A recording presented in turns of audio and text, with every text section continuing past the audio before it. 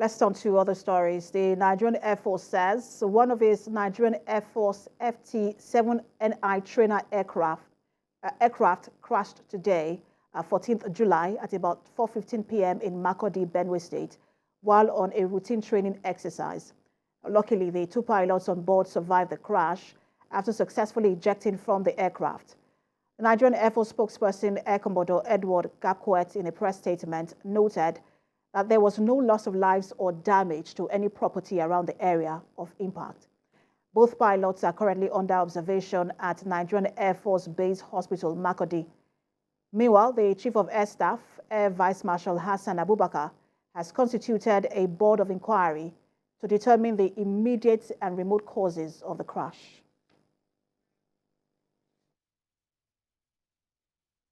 Now to security, the Nigerian Army says it will not relent in its continuous efforts to clear terrorists from the northwest region of the country. The Army said it has been giving the terrorists a tough time, and the only option for them is to drop their arms and surrender to the troops.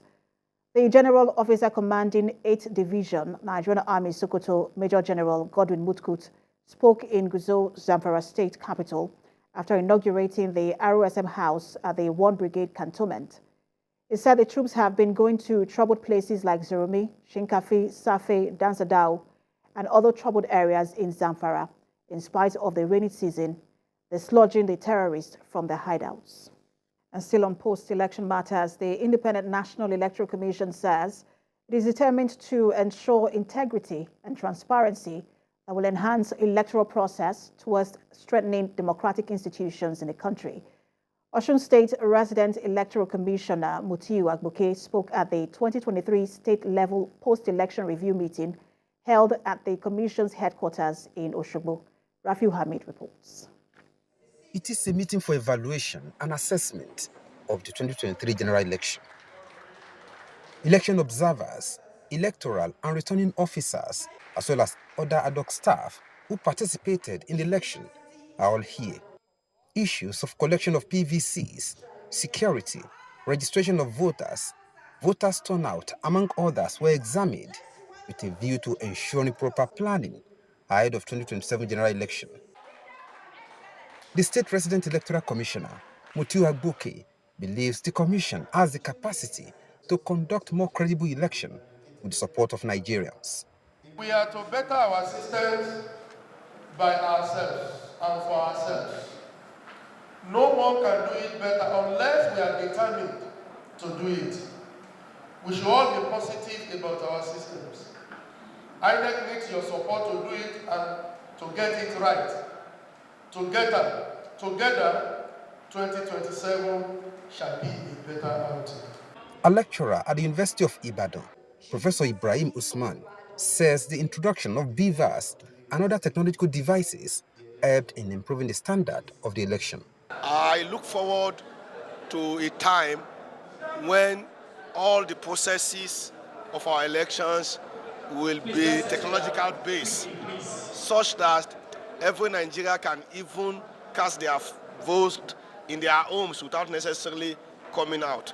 And I think when Nigeria start moving towards that, we begin to eliminate some of the challenges we are facing now in terms of electoral violence. We say the election was largely successful based on the processes, the procedures, preparations, and even the eventual outcome, because the outcome of an election does not necessarily determine the success. With this review meeting, it is expected that the Commission will improve on its performance in subsequent elections in the country.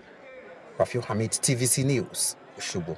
We start from the energy sector, where the Eco Electricity Distribution Company has held its customer engagement forum for customers in Alimosho and other communities in Lagos. The company's managing director, Dr. Tinuade Sanda, was represented by the chief commercial officer, Mrs. Rekia Momo, where she says the cost of accessory for installing distribution transformers is often higher than the price of the transformer, and called on the communities and security agencies to help in the protection of electricity facilities for efficient distribution of power.